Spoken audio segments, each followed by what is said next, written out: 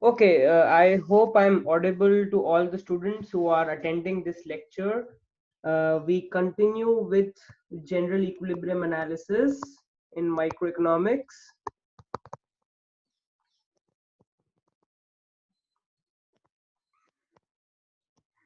Okay, and recall in the last lecture of general equilibrium, we had talked about market rate or Walrasian equilibrium or competitive equilibrium. Okay, let's do some algebra more to understand it. So simple algebra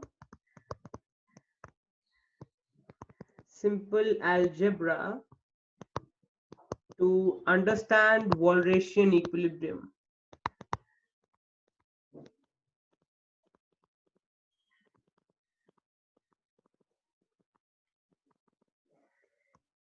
Okay, let's work out some algebra to understand the Walrasian equilibrium. It's almost a continuation of the previous lecture only. So let x1a as a function of p1 p2 be the agent A's demand function for good 1. Okay, so x1a is as a function of p1 p2 is agent A's demand function for good 1, and xb1 as a function of p1 p2 be the agent B's demand function for good 2. Okay, so now similarly I can say x2a as a function of p1 p2 be agent A's demand function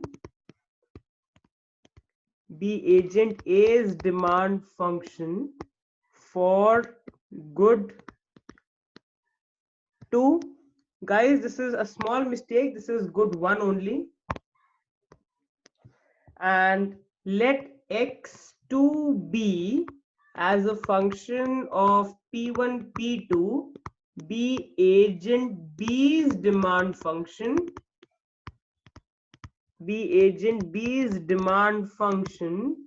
for good 2. So I hope all students are comfortable with the notations. Okay, x1a as a function of p1 p2 is agent A's demand function for good 1. xb1 as a function of p1 p2 is agent B's demand function for good 1. x2a as a function of p1 p2 is agent A's demand function for good 2, and x2b as a function of p1 p2 is agent B's demand function for good 2. Okay, now at the equilibrium prices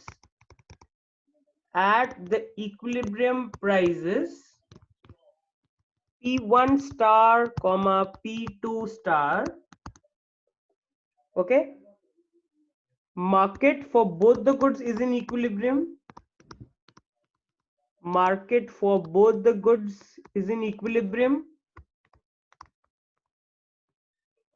What does that mean? That means total demand of good 1 by agent A and demand for good 1 by agent B is equal to total amount of good 1 available in the economy, which is omega 1A plus omega 1B, and demand for good 2 by agent A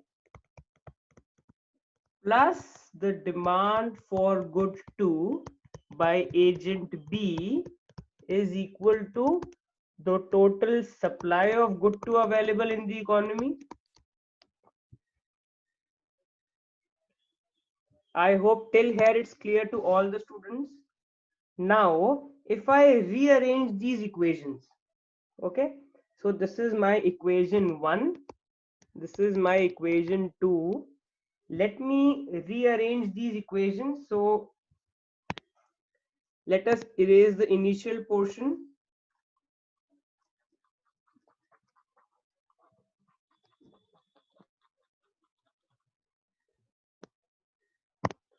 So from equation 1, I get x1a as a function of p1 star comma p2 star. This omega 1a, I can take it to the left hand side. So this becomes minus omega 1a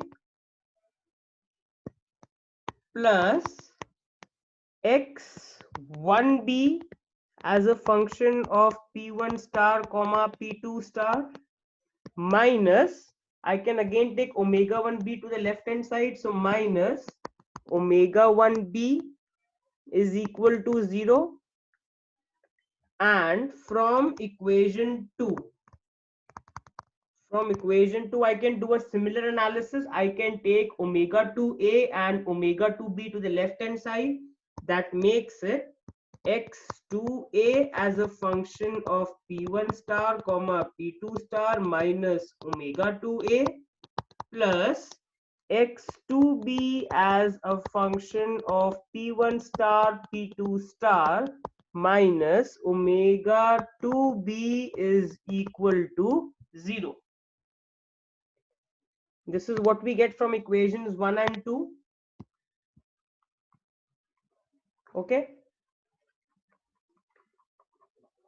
So let us erase off the middle part and let's continue with the analysis.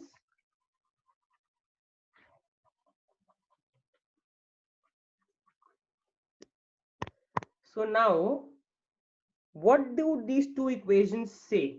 So let this be equation 3 and let this be equation 4. Okay. So equations 3 and 4 imply that the sum of the net demands of each agent for each good should be 0.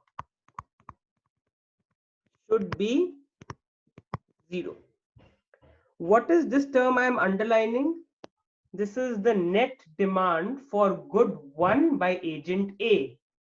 What is this?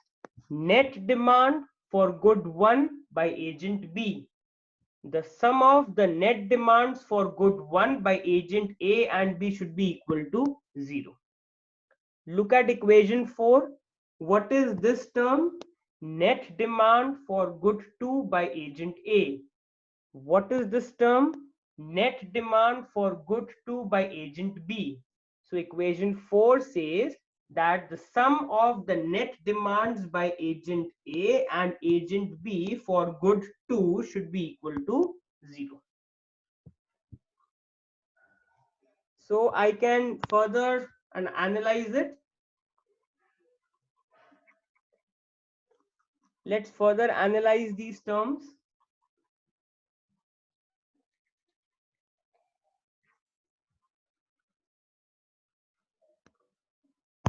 So define E1A as a function of P1, P2 as X1A as a function of P1, P2 minus omega 1A. What is this? This is my net demand function for good 1 by agent A. Net demand function for good 1 by agent A. Similarly,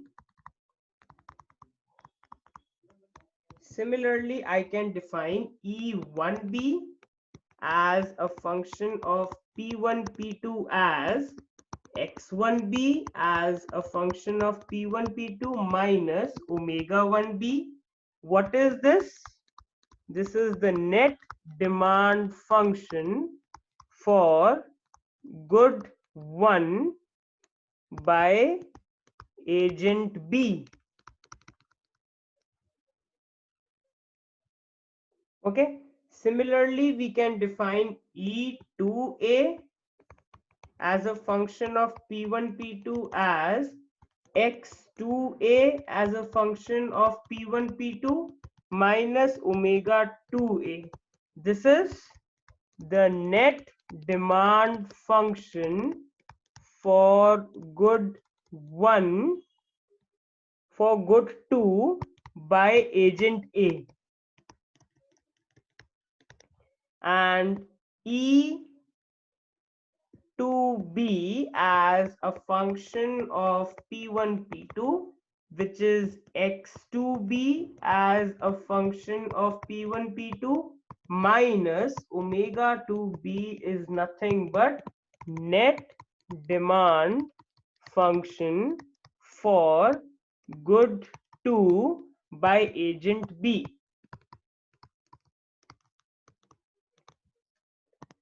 I hope till here all the notations and all the equations are clear to all the students.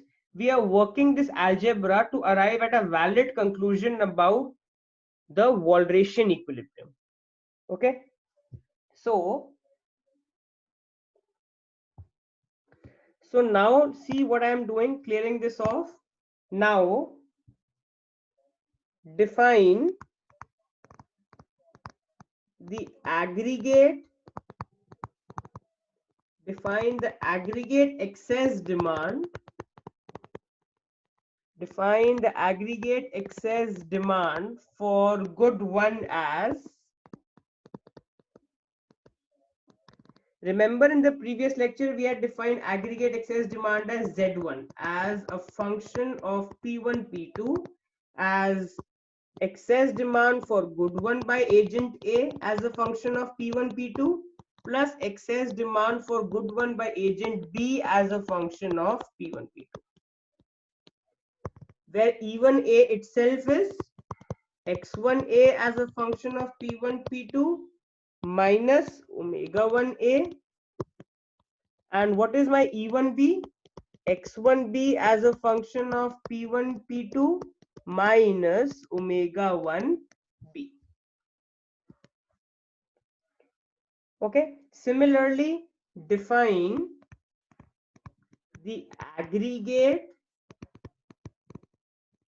excess demand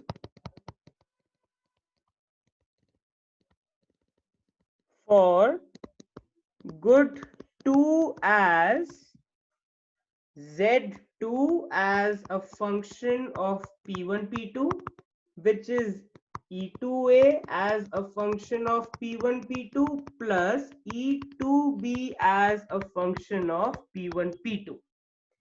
What is E2A? Excess demand for good 2 by agent A, which is X2A as a function of P1, P2 minus omega 2A plus what is E2B? Excess demand for good 2 by agent B, which is X2B as a function of P1, P2 minus omega 2B. Okay, so this is our Z1 and Z2 respectively. So now at the equilibrium prices P1 star and P2 star, we say that the aggregate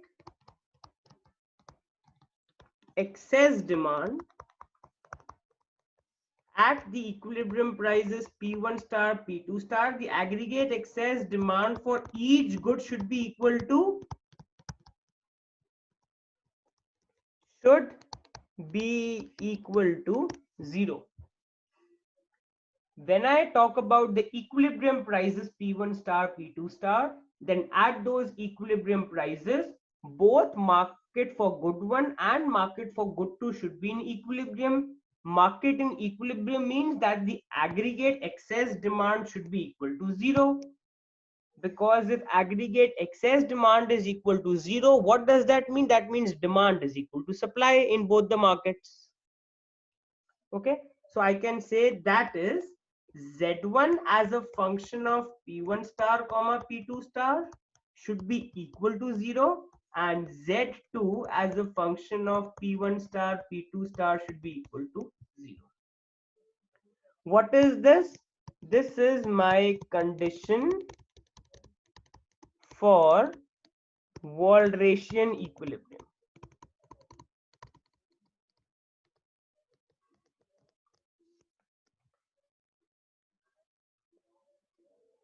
Okay, this is my condition for Walrasian equilibrium. It is simply telling us that at the equilibrium prices P1 star, P2 star, market for good one is in equilibrium. That means aggregate excess demand for good one is equal to 0. At the equilibrium prices P1 star comma P2 star, market for good 2 is also in equilibrium. That means aggregate excess demand for good 2 is also equal to 0. So these two equations give us the condition for the Walrasian equilibrium. I hope all students are able to understand what is the difference in what we have done till now as compared to the previous lecture. The only difference is now we are taking everything as a function of P1, P2. When I had done the concept of Walrasian equilibrium in the previous lecture, then in that particular case, my equations were coming out to be P1 star into Z1 equal to 0 and P2 star into Z2 equal to 0. If you can recall, in the lecture I had done last time when we were talking about Walrasian equilibrium, so I can do it on the whiteboard. In the last lecture,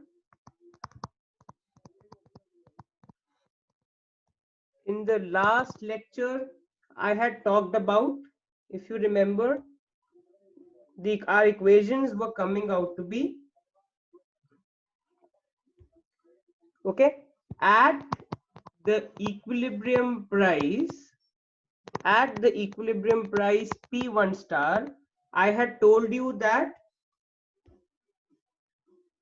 market for good one is in equilibrium, and market for good one is in equilibrium means what? It means that P1 star into Z1 is equal to 0, if you can recall. And similarly, at the equilibrium price P2 star, market for good 2 is in equilibrium, and market for good 2 is in equilibrium means P2 star into Z2 is equal to 0. So in the last lecture we had derived these two equations, if you remember. What have I done in today's lecture? So in today's lecture, I have used a more formal notation. So in today's lecture, what I have done, at the equilibrium price P1 star comma P2 star, market for good one is in equilibrium.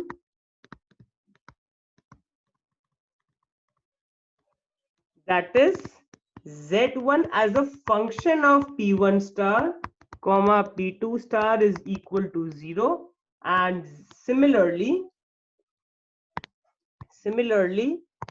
at the equilibrium price P1 star comma P2 star, market for good 2 is in equilibrium.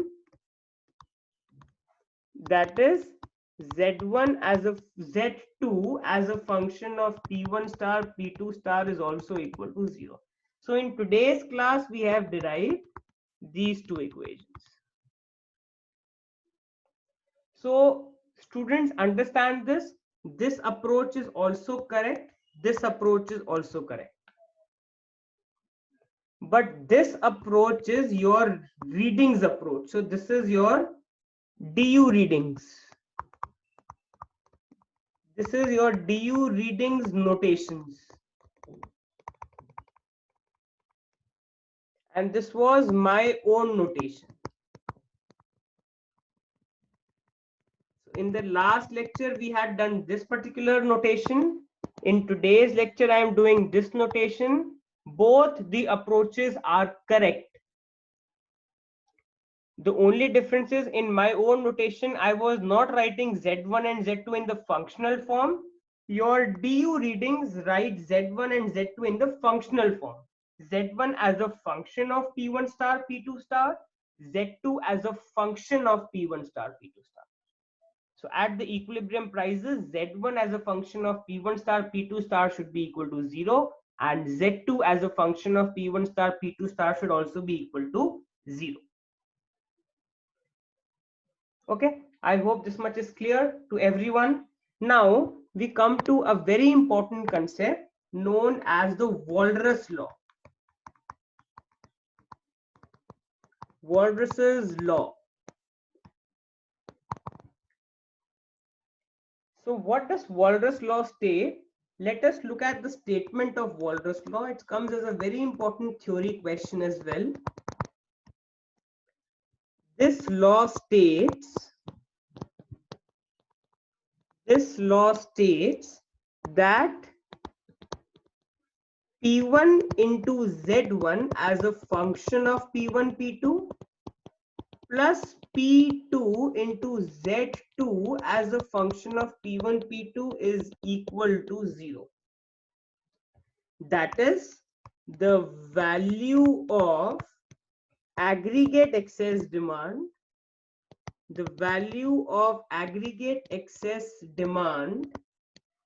is identically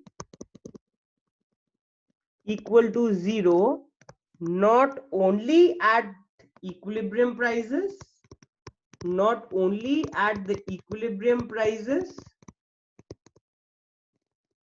but at all possible set of prices.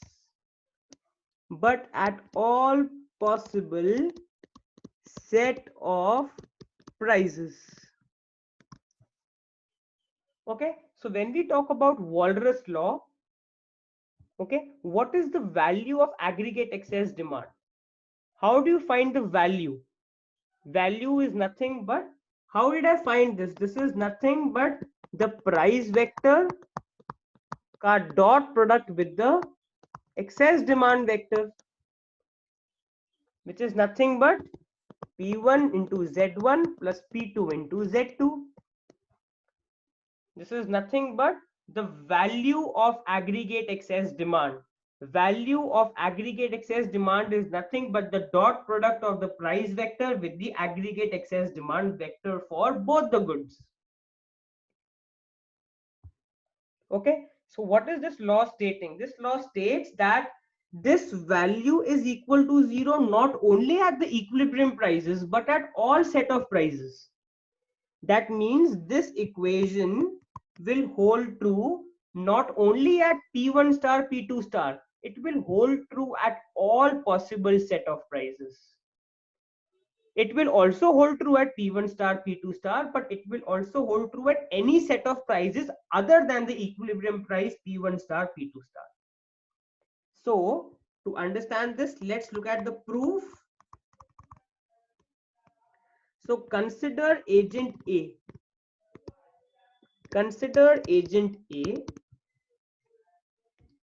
Since her demand for each good satisfies her budget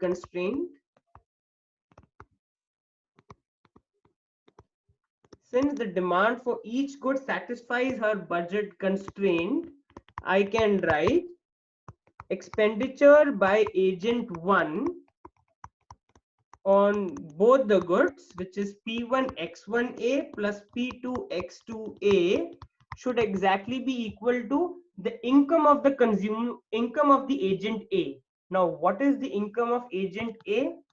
P1 omega 1A plus P2 omega 2A. From the buying and selling chapter of semester 3 micro, you have learned how to find the income given the endowments. Income is nothing but the dot product of the price vector with the endowment vector, which is P1 omega 1a plus P2 omega 2a. So I can bring everything to the left hand side and I can say P1 into x1a minus P1 omega 1a plus P2 x2a minus P2 omega 2a is equal to 0. Everything I have taken to the left hand side. Now within this I can take P1 common into x1a minus omega 1a, and within this I can take P2 common into x2a minus omega 2a. Now what is this term? This term is nothing but excess demand for good 1 by agent A. And what is this term? Excess demand for good 2 by agent A. So P1 E1A plus P2 E2A is equal to 0. This is equation 1. What does this equation tells us? This equation tells us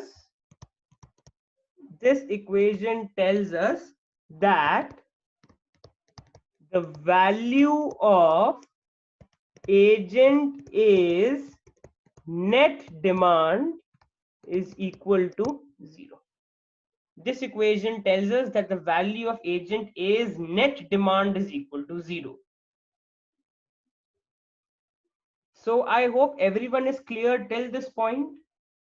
So we have got the first equation P1 E1A plus P2 E2A equal to 0. I can do the same analysis for agent B also. So I am just making the relevant changes. Everything else will remain the same. I am erasing, you can see the agent A, and everything instead of A I now put as B. Okay, so you can see now, consider agent B. Since her demand for each good satisfies her budget constraint P1 X1B as a function of P1 P2 plus P2 X2B as a function of P1 P2 is equal to P1 omega 1B plus P2 omega 2B. Therefore, P1 into X1B as a function of P1 P2 minus P1 omega 1B plus P2 into X2B as a function of P1 P2 minus P2 omega 2B is equal to 0. Everything I've taken to the left hand side. So I take P1 common, X1B as a function of P1 P2 minus omega 1B plus P2 into X2B as a function of P1 P2 minus omega 2B is equal to 0. Now X1B minus omega 1B is E1B, which is excess demand for good 1 by agent B, and X2B minus omega 2B is E2B, which is excess demand for good 2 by agent B. This equation tells us that the value of agent B's net demand is equal to 0. This is my equation 2. So same analysis I have done for agent B as well. So far it's clear, I hope so. Then let me look at equations 1 and 2 together. So I'm erasing all this stuff since all of us know this now.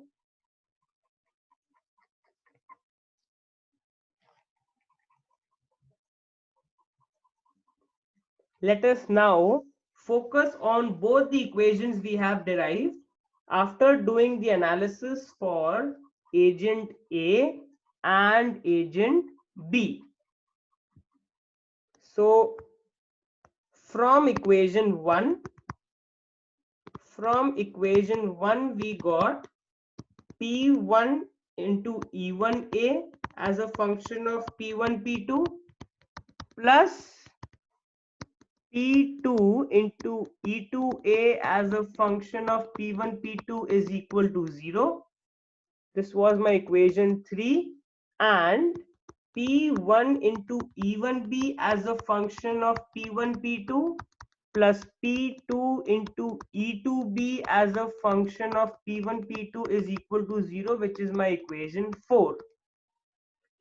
Now adding equations 3 and 4. If I add equations 3 and 4, what do I get? P1 into E1A as a function of P1, P2 plus P1 into E1B as a function of P1, P2 plus P2 into E2A as a function of P1, P2 plus P2 into E2B as a function of P1, P2 is equal to 0. Now within this, I can take P1 common into E1A as a function of P1, P2 plus E1B as a function of P1, P2, and within the second term, I can take P2 common. That makes it P2. That makes it P2 into E2A as a function of P1, P2 plus E2B as a function of P1, P2. This is equal to 0. This is P1A into what is this term?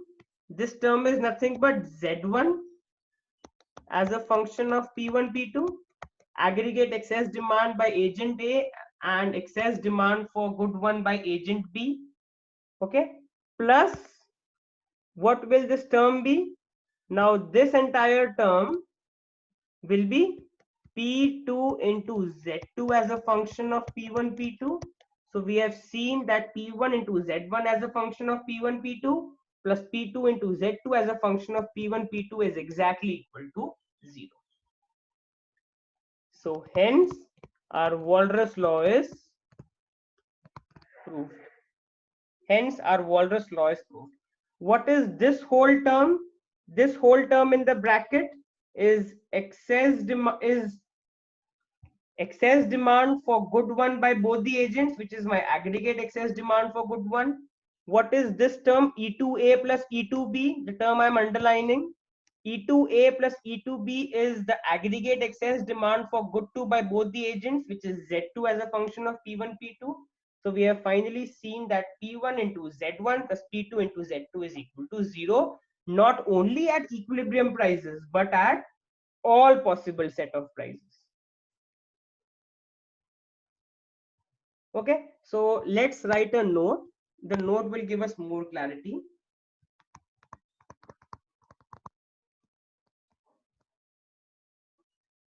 Therefore, Walras's law must hold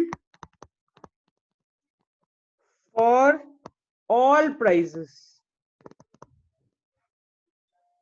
since each agent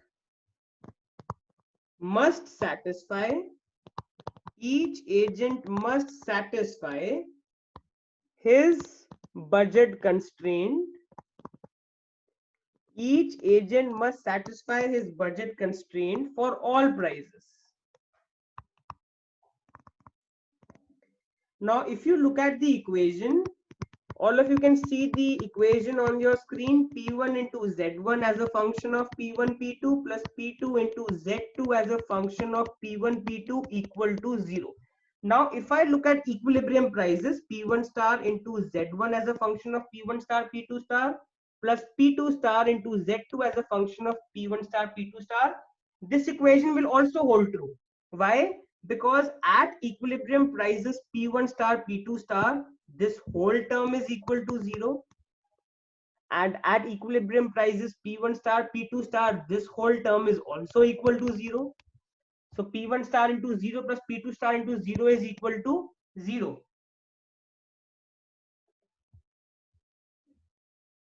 Okay, so you can see that Walras law equation is holding true at equilibrium prices. In this case, Walras law equation holds true at equilibrium prices. Holds true at the equilibrium prices P1 star and P2 star, since Z1 as a function of P1 star, P2 star is equal to 0 and Z2 as a function of P1 star, P2 star is also equal to 0. But what Walras is trying to prove is that the equation will also hold true at prices other than the equilibrium price. That means this equation will also hold true for the price vector not equal to the equilibrium price vector. So in this case, what is this telling you? This is telling you that, what is the second equation telling you? The second equation is telling you Walras law will hold true at all possible set of prices. At all possible set of prices, including the equilibrium price. Including the equilibrium price P1 star comma P2 star.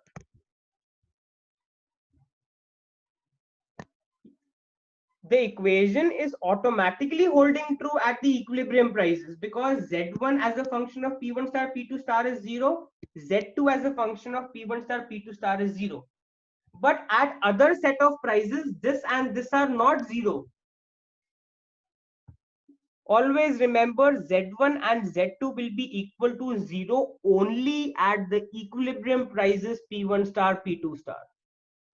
At prices not equal to P1 star P2 star, Z1 and Z2 will not be 0, but P1 into Z1 plus P2 into Z2 will be equal to 0. So in this equation, in the first equation, Z1 as a function of P1 star P2 star was individually 0, Z2 as a function of P1 star P2 star was individually 0. But in the second equation, you can see on your screen, Z1 as a function of P1 P2 is not 0, Z2 as a function of P1 P2 is not 0, but P1 into Z1 plus P2 into Z2, the whole term will be equal to 0. This is what was proved by Walras. So this is where I stop today. Any student who has any doubt, please feel free to unmute your mic and ask, or you can ring up on my number, or you can mail me your query at divineschooloфeconomics@gmail.com. Okay, this is where I stop for the lecture today.